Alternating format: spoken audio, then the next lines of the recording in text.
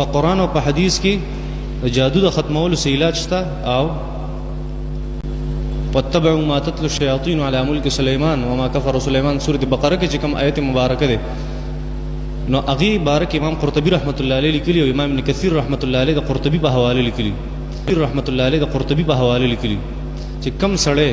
هغه باندې جادو اثراتي